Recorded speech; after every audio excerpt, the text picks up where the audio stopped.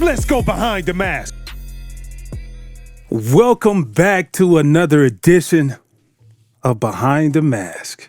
We have a special guest today, Tutan. We got a special guest today. I want everybody to give it up for my main man, Roddy White. Hey. What's happening? And listen, man, one of the all-time greats that ever played this game, NFL legend, Roddy White, 4-time Pro Bowler. 4-time.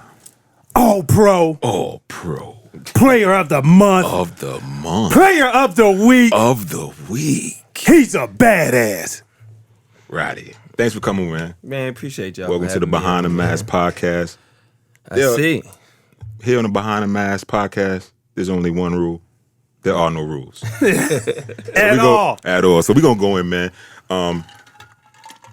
Decorated career, one of the most decorated receivers in Falcons history in the NFL.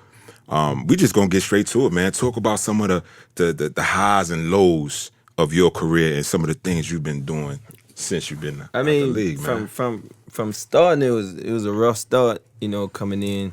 I was start off with the Mike Vick era. So it was crazy. It was pandemonium. Atlanta was like on fire. You know what I'm saying? And every week it was something or another. Why was it on fire though? Tell us though. Catch us up. Give us a little back history on this. It was y'all was winning. Yeah, we was winning. Mike was like the king of football. Like I ain't never knew like how big a star he was until I started hanging around with him. Like everywhere we go, he couldn't go to restaurants. He couldn't go to the mall. He couldn't leave his neighborhood without like people like following him. It was crazy. And you just don't know until you see it, until you actually being a part of it. And then that was back in the day when BMF was here. Oh yeah. Yeah. And Tip was on fire. Jeezy and them were just getting started. The city was on fire. The South was on fire. Used to close at like 6 o'clock in the morning. Oh yeah. Because 112 was on Peachtree. Yeah. So it was just crazy back then, man. It was the highlight of the city. And I came into it as a good time, you know what I'm saying, in 04, 05. And just got out to a rough start because I just was caught up in everything that was going on around me.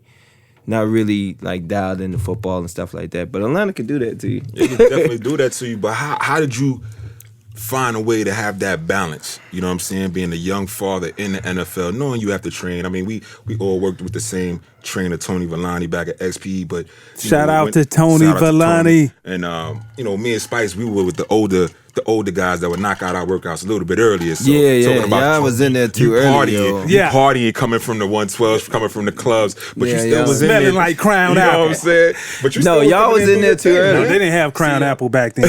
See, that's y'all was doing the vet move. See, back in the day, right? The vets, they go in there and knock that thing out early, got all day. Yeah. I'm like, I'm gonna go in there by 11:30, hit that workout, and then, sleep half of the day and get ready for the night. You know what I'm saying? Yeah, I feel you. That was what I did, and at that time, being young and just, my son was just growing up, actually, getting recognized and just starting to walk around and stuff like that. I just always wanted him to be a part of the game. So, he kind of grew up and watched me throughout my whole career, such as a youngin'. Kind of got spoiled with it because we were on a tear, 5-6 years of just making the playoffs straight, stuff like that. And he just got to be a part of everything, like going into the locker room, after the games, coming in before the games. How much did he enjoy that, going inside of the locker room? When he first started doing it as a kid, he loved it to death. And then the older he got, it was like, the guys would be coming up to him, and it was like, he ain't care no more because he's seen them all the time. Man, it's crazy because a couple times he brings some of his friends, they be going ecstatic. Like some of his cousins be like, "Hey man, that's Julio. Hey, that's Matt," and he be like, "Yeah, I know them. Like I've been seeing them for the last 5 years." So he try to he kind of downplayed and but it was good for him, man. He's 13 now. He's in the 8th grade and very smart, intellectual football player. Get off really good. understand the game. So him being around it so much, he's like drawn into it, and he's doing real well for himself. What age did you start? When did you know what, this is my life. This is what is going to be in my projected future. For me, I was like 12 years old. Spikes was playing since he came out the womb. You know what I'm saying? Since Mama Spikes. That's because he had muscles. You know what I'm saying? When he first got, he had that big I didn't neck, always you know look like this, though. I really did. Man, you're not going to trick me. I had the frame. I'm going to tell you what really changed my life. I know we're going to get back to that question in a second. I used to put a 45-pound plate on my head in high school because they told me, they said, listen, man, you know how you don't get a concussion? I was like, tell me, give me the secret. They said, if you get a 45-pound plate, put it on your head and lean on the back of the bench press, and you just do this and make the plate come back and touch your sternum. I used to do that religiously for 3 days a week.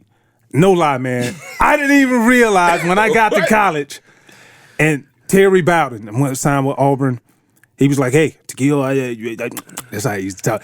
You're going to need to go get a collar now. We're going to get tie and collar. So I went to the store. I was like, all right, I got it. Came back to the room, bro, size 18. And I'm on college? No, it was an 18 shirt and I still couldn't wear it. Oh, my God. I had to go buy the little... The extenders. Joints? Oh my and God. I felt like I was committing suicide. Yeah, man. This might be the only man in the history of the NFL whose neck has its own Twitter page. Check that out. That's Takeo Spikes' neck. It's a Twitter page for that man's neck. Hey, it's just admiration. That's all. Don't get that's mad. hard work, though. No doubt. It's But when did you realize, this is what I wanted to be in life? This is where the route that I was going to go? Man, I just watched like football since I was young. Started playing when I was 6. Wanted to do it. I mean, I love the game so much. Wanted to do it for the rest of my life, but it was more of like just watching my family in our situation. You know what I'm saying? That pushed me and drive me really in that direction to be as good as I possibly can be and just extend myself to whatever limits it was to make it to the league because our circumstances wasn't good, I mean, I'm from poverty. My mom, graduated high school. Nobody had ever went to college, so we didn't have no scholars in our family and stuff like that. So I just seen football as a way out for me. You know what I'm saying? Especially with my love for the game and how competitive I was as a young person. I just wanted to go out there and make a difference for me and my family and try to find a way to escape. So I mean, I put a lot of weight on my shoulders and just kept pressing myself and said whatever I needed to do, I was going to do to give myself a chance to just make it to that level.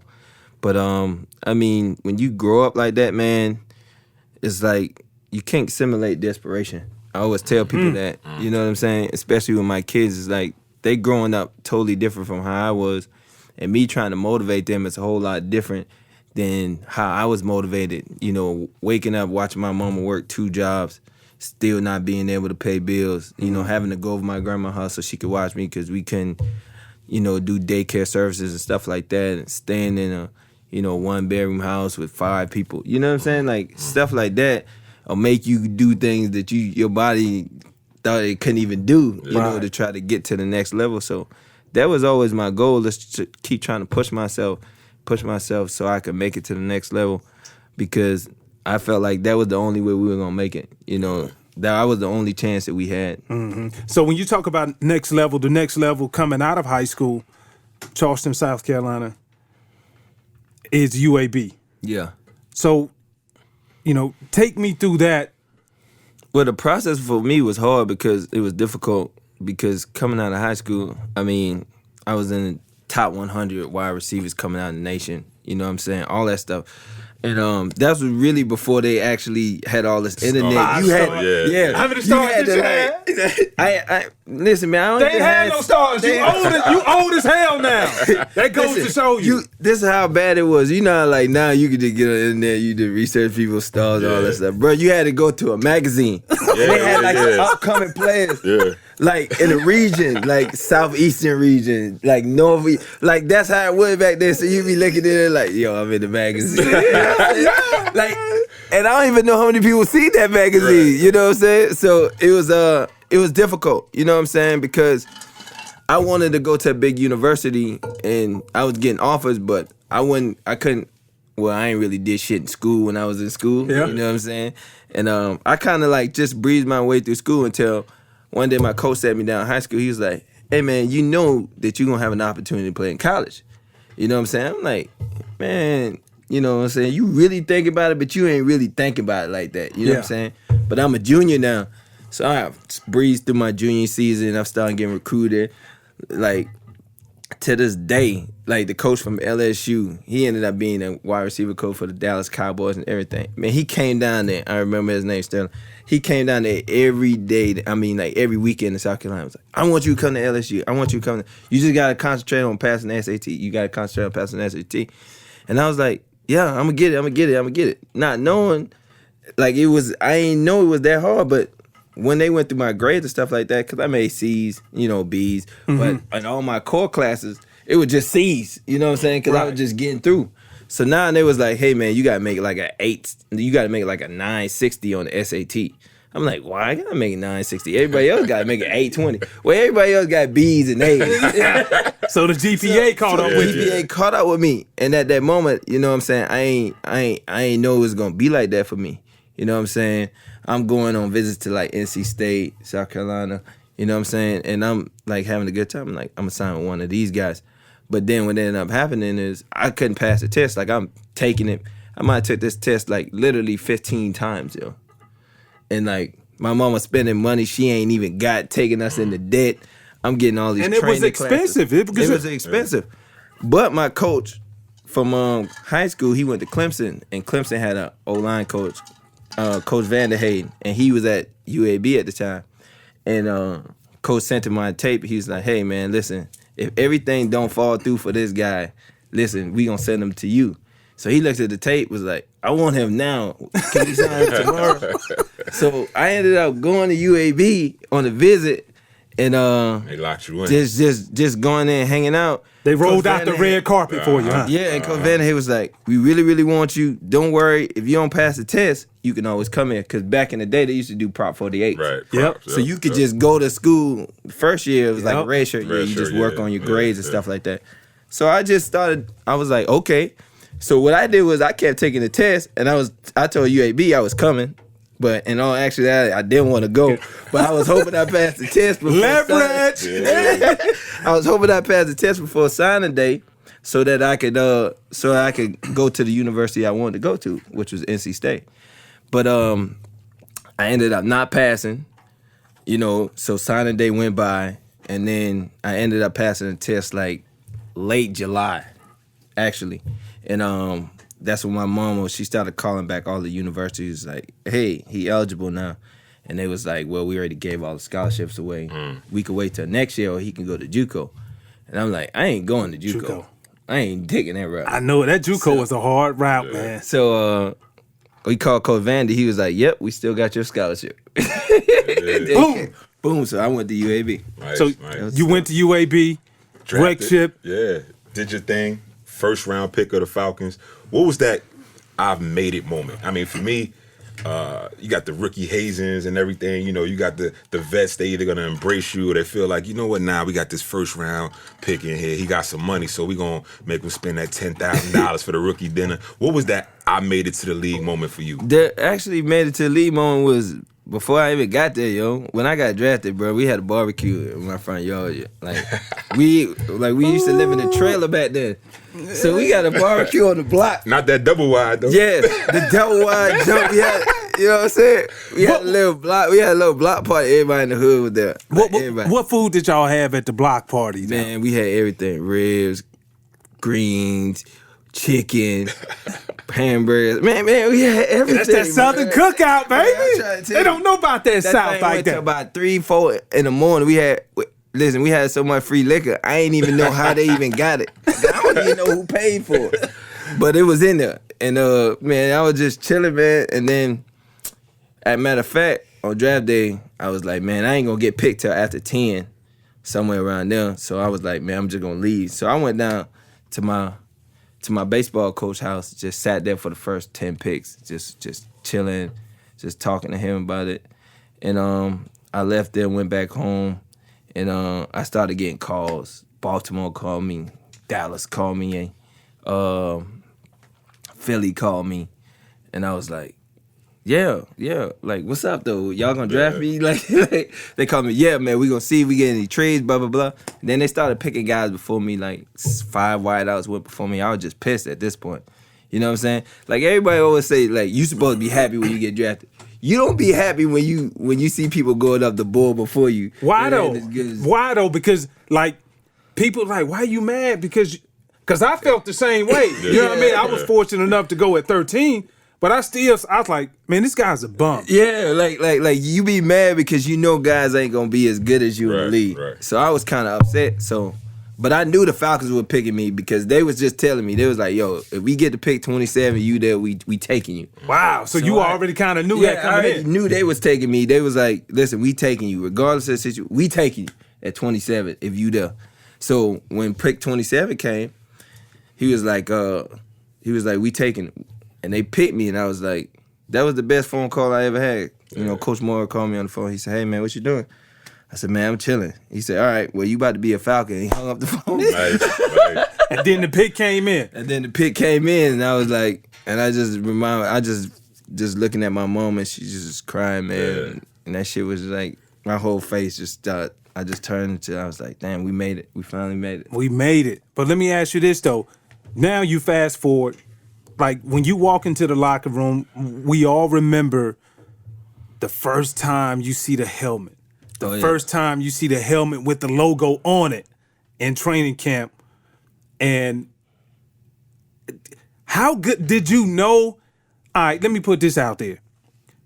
In December, your name, your family, you'll be going up inside of the Mercedes-Benz Stadium Ring of Honor. Yeah. Like, that's one of the highest accomplishments out of all of the Falcons that played every year from the existence. Yeah. Going back, I want to say maybe late 1960s. Yeah. We got about 50 years underneath. Yeah, you know what I mean? So, like, you one of the best ever, bruh. So when we talk about that draft day and you crying, did you even know this day was coming? Like, did you even have into fruition, like, man, I have this type of potential? No, at all, because the start was so rough. Like I came out the gate and like year 1, I did all right. You know, as rookies, you got bumps in the road. Year 2, and it was like they was like, hey, Roddy coming to the second year. We gonna put him out there. You gotta just go. You know what I'm saying? And like it was like a shock for me because I ain't really been tutored or mentored by anybody. And then when I got into the locker room, man, I used to get in so much disputes and so many like arguments with people in the wide receiver room and around the building because I mean I just had a young mentality. You know what I'm saying? When you young, you wanna grab everything on the plate and you wanna eat it all. Right. But I wasn't ready to eat it all. you know when you sit in front of the food, you at the table with your mama and then she be like, hey. You can take out your own food, and then you get to that level where you think you can put all that food in, and you start eating, and you realize you can't eat all. And she looking at you like, you better eat that, bro. Tear your ass up. Exactly. Once you get up from that table till you finish. Exactly. So that's how it was. I wasn't ready, but I thought I was. So, you know, it was just, my second year was just awful, like bad. Like, I was dropping balls, you know what I'm saying, going through a lot. Had some family issues, too, that was off the field. And, it was just nothing went right for me that year, you know what I'm saying? And it went so bad, like the very next year, like I'm going to the Falcon facility, you know, and at that point we got like codes to get in the building. So I go up there and I put in my code, my joint don't work. Man. This Like is my rookie coach- year. No, Second year. my Second year. Yeah, Second year. No, that's after my second year. This is going into my third year. Yeah. Before I even start making plays, my code don't work. So I'm like, I call my agent. You know what I'm saying? I ain't even going to building nothing. What you call your agent for? I was like, yo, they cut me. Cause I'm finna go back to the crib. He like, man, what you talking about, yo? I said, man, I ain't know, man. You know what I'm saying? You gotta I said, my code don't work. So he was like, all right, I'm finna call him. So I got on the phone. They was like, nah, you just can't press 0 no more. So we got to start with another number. So I got back in the building. And then, man, to tell you the truth, I met Coach Petrino. And then Coach Petrino got there. He was like, yo, we throwing every ball to you. We don't care. Like, I used to watch you at UAB because he was at Louisville at the time. I was at UAB, so we was in the same conference. He was like, I watched you at UAB. I know you could ball. He was like, I just need you to do what I tell you to do. Just do it, and you will make a lot of plays. And then, man, I took off from them. Like, boom, started making Pro Bowls. All that stuff started happening, man. And then life just changed. Yeah, you talk about taking off, man. I think you went like 5 consecutive years, over 1,000 yards, and talked about the decorated career, most receiving touchdowns in Falcons history, most receptions in Falcons history, most career starts as a wide receiver, most career receptions in a playoff game, most receiving yards in a half, the most decorated receiver in Falcons history. But check it. It always comes that time in your life where, you know what, as a veteran, they don't value you as much as No, they don't. they used to. But see, that's always been my thing. Like, when I came into the league, I always told myself, because I felt like I wasn't being treated fairly. Yeah. Like, the vets that was in my room wasn't like me. Like what I did was pass on all my information to my guys when I was the leader. Because I told myself, I'm not gonna let them. I understand, like, as a man, you gotta pay bills. So it ain't your responsibility to get the next person ready to take your job. Right. You know what I'm saying? But at the same time, like they ain't helped me at all. You know what I'm saying? It was more like they were kind of laughing at me and like watching me make mistakes, and it was cool because they know as long as I did that, they was gonna have a job. You know what I'm saying? Right. So I told myself, I was like, man, you know what? When it's my turn to lead, I ain't never gonna be that guy. So when I started leading and I started making plays, I was like, you know what? I'm gonna get up and come to work each and every day, regardless of the situation. You know what I'm saying? I've already made it. You know what I'm saying? I've had contracts on top of contracts.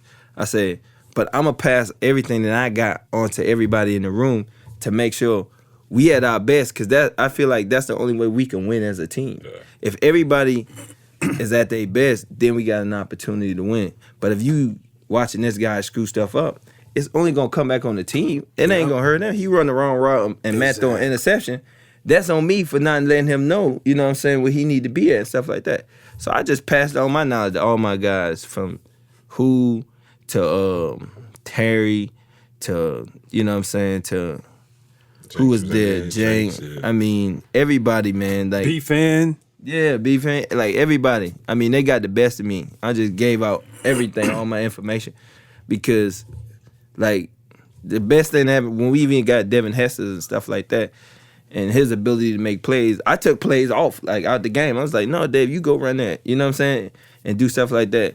And, you know, we were successful. We kept winning, man, because that was the attitude and that was the mental of my makeup of just saying, I got to make these guys the best players they could be.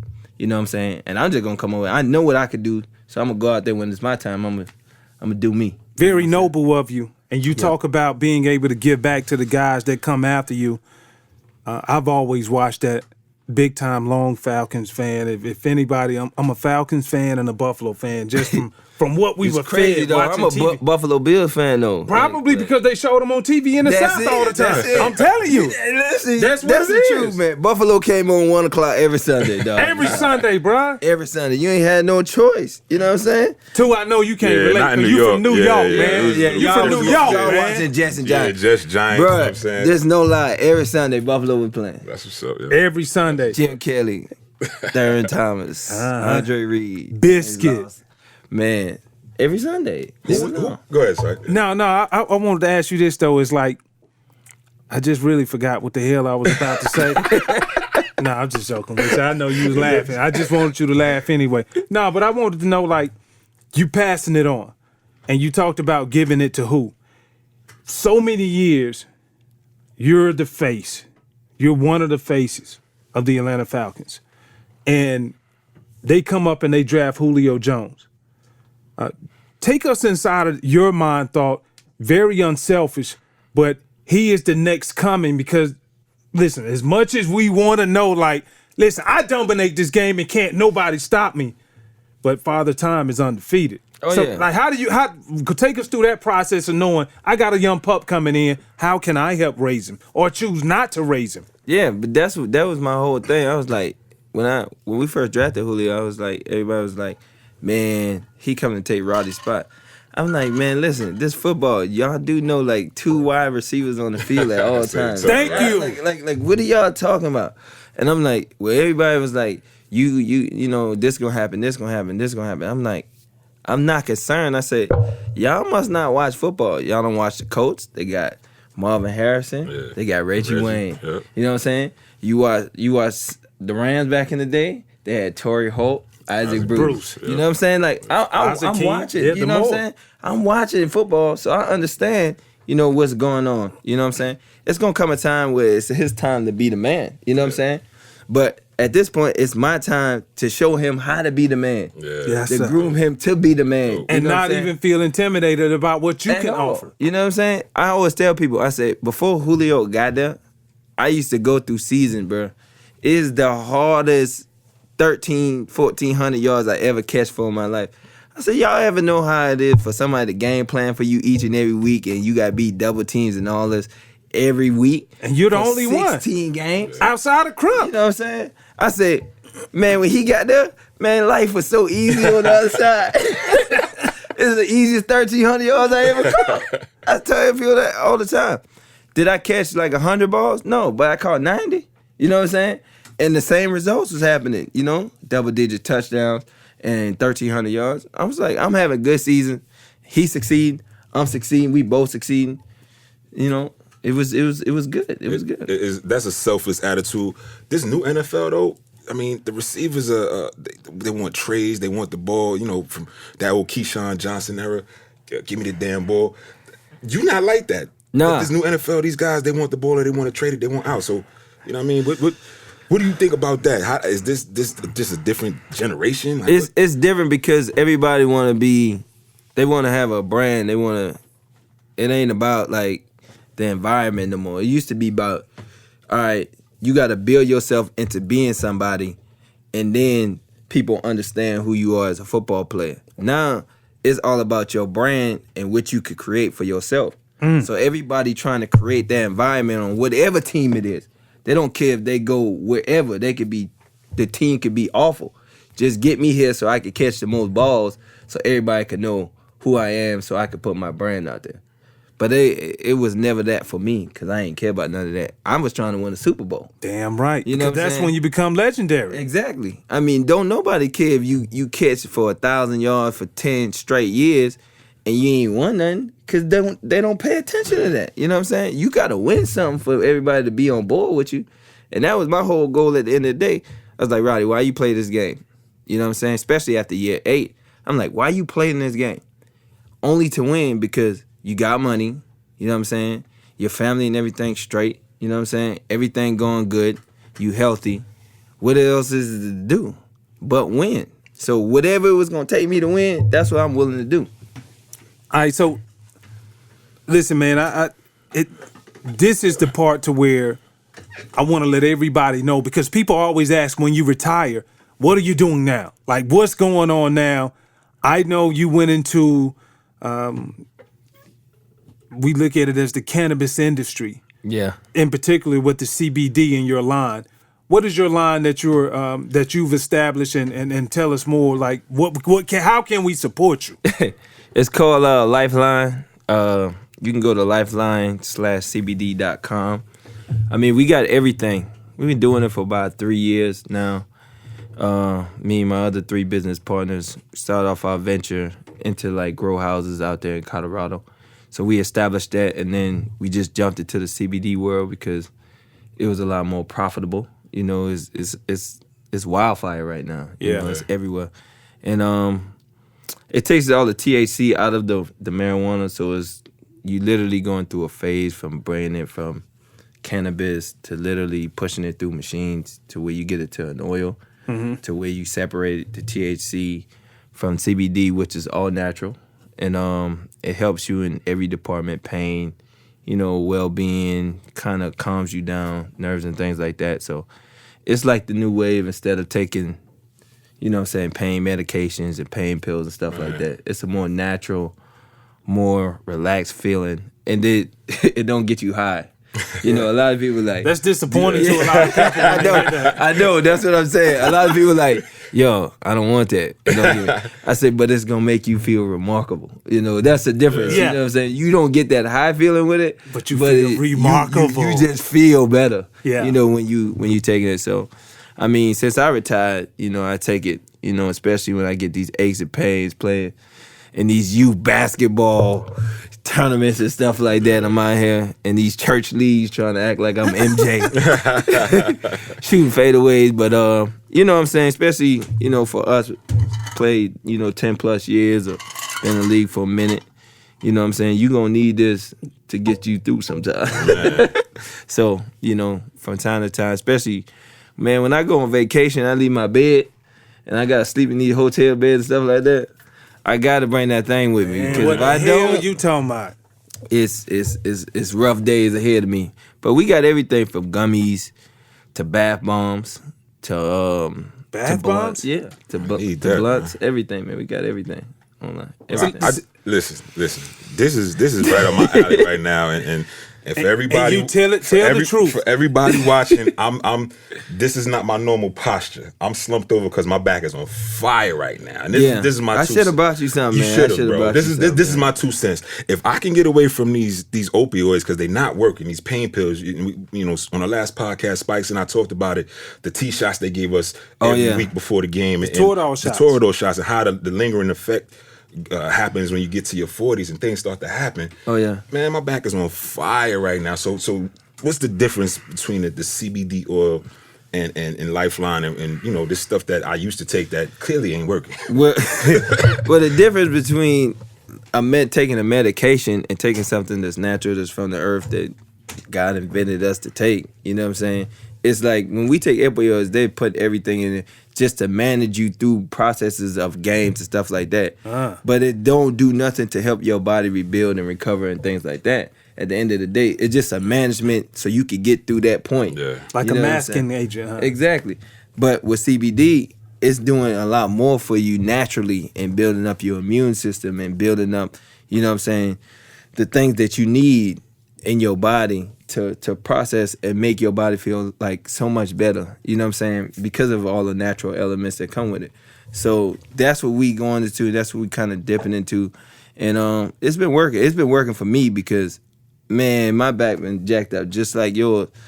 And I just go in there and take a few drips, or, you know what I'm saying, or I pop up a couple of them gummies and I'm good to go. What? I'm on it. Good to go, Hey, man. so I'm on it. you need to be on. It's a damn shame you coming in here. Man, look, You wouldn't even yeah, smile at man, me today. Hold on, we go. Roddy, how bad was he? Man, Oh, Lord, he brought out the cane. This was a Halloween costume outfit years ago, and I have to use it. When I walked in the building and I seen the cane, I was like, he had to been in a car wreck. He was like, no, my back just jacked up, man. Oh, I ain't never been like that, but I've been close to that. Bro, listen. There been times I couldn't get up out that bed either. I used to laugh at Takeo and our boy Carlos. I used to laugh at them because I'm younger than them. So when they would talk, I can't hang out my back. I used to laugh. Now it was hitting me, and I'm like, damn it, crying. Like, I don't know if I'm gonna make it in, man. Nah, man, but I guess, how can we get your product? How can we find it? Definitely, we want to do everything we can because we support each other. Absolutely. We're not them crabs in the man. basket. You can't. Like you damn said, Exactly, the guys man. treated you when you were drafted. How can we support you? Man, just go to lifeline/cbd.com. Pick up your everyday needs, from blunts to bath bombs. We got vapes. you know, you don't even have to take it. You could pour the vape into the little vaporizer. Yeah. And just let it flow throughout the room. Ah, like the humid. It turns Like into like a aromatherapy. humidifier. Yeah. Absolutely. So you don't even have to take it. You could just put it in there and just let it flow through the room. And it can hit you that way. We got all kind of flavors: strawberry, watermelon, mint, anything you want. Damn. Yeah, we got it for you. I don't eat watermelon. I don't like water. I Whatever don't you- whatever I don't you- like the negative connotation here that you comes go. behind watermelon. Listen, but this man eat possum, raccoon. Man, listen, man, I listen. used to eat raccoon. Listen. Sorry, Mom. The only reason that Beyonce made watermelon famous. Let her do her thing. You know what I'm saying? Let her do her thing, man. He has a no valid doubt. point. She opened that. Listen, man, it's a lot of people benefiting from that watermelon. A lot of people. Yeah. For that lemonade. Happy relationships. And be doing it, you know they feel like that. You know what I'm saying? No doubt, man. Roddy, man, it's been a blessing, man. Thank you for joining. Appreciate us y'all having the me on, Behind the man. Mask podcast. Anytime you around in the city, you got some free time. I know you do a lot in the community philanthropically. Yeah, man. Still helping out the Falcons quite a bit. So anytime you Yeah, have some man, free I time, mean- we'd love to have you on. Yeah, definitely, man. You know, being in Atlanta, man, like Spike said, man, we gotta look out for each other and just continue to help this place grow. I mean, Atlanta is magical for me because, you know, I've never seen so many people in power that's our color. You know what I'm saying? Right on. And doing movements and, you know, got so much good business and business qualities and smart intellectual people to work with, you know, in such a big city. You know, and that's real good for me. I mean, I feel really special about that, being a part of it. You know, and just watching that, you know, this city grow. You know, it's just been spectacular these last 14, 15 years that I've been here, just to watch the flow of things and see how things are moving and stuff like that. So we got to continue to just work with each other, man. Help each other out, man. Absolutely. You know, pick another one up. Pick your brother up. That's it, Absolutely. man. Pick your sister up, man. And just, you know, just keep grinding, man. And keep changing things and, you know, things will be better for us. That's out. Listen, For sure. you got to promise us one thing. We need some product. Oh, that's getting Pro- look. No, listen. Product. Listen, because this I'm young bringing man is him- terrible. Listen, I'm bringing him. Next time I come down, I'm bringing him myself, man. I'll meet you. I can't have you. I'll walk. meet you, I ain't never see you like this. I can't have you Bro, walk this ain't around. me, yo. This ain't me. This your favorite plus size model. Hurt Hey, right man, I The can't. plus size model Oh, is okay. down. Man down, man. Hey, it don't look like you gonna be out the house for a couple Listen, days. I know it. Listen, I ain't going nowhere, bro. That's As soon as bad. I get that package, I'll be right back. Oh, you getting that package? You getting that? for sure. All right, man. Listen, we ain't gonna take too much more of your time, man. Grateful to have you on. Congratulations again on the Ring of Honor. Appreciate it, In man. December, I think you guys are playing Carolina on a Sunday night football Yeah. game, primetime game. Yeah, I hope it's still prime time. Yeah, gotta hope it's still prime time because they flex the schedule. Yeah, they flex the schedule. They might change us depending on how good Carolina is, because I think we gonna be all right. Damn right. There it is. I need Cam to win a couple games, so they'll move us at 1 o'clock. Then I gotta switch up. Yeah, you know, 'cause got don't the like whole getting up there early. bro, got the whole family coming in town. So I mean, everybody excited, man. You know, it's gonna be a special moment for us. You know, because nobody could ever take that away from us, no matter how long this organization is gonna be around. You know, my name will be right around there with it, so my kids can Absolutely. always see it. You know, I want to be the old man in the chair, like granddaddy, like going to the Falcon game. Yeah. Got my grandson next to me. He like, granddad, what's happening? And I be like, you see that right there? That's You right. see that white right there? You thought I was talking shit. I did that. That's me out there. You got work on you one day. Yeah. No doubt. Right on, So- man. But yeah, man, that's what it's all about, you know. Right on, Love, man. loyalty, respect, and you know what I'm saying, always be there for your family and people that care about you. No doubt. And we are out from behind the mask.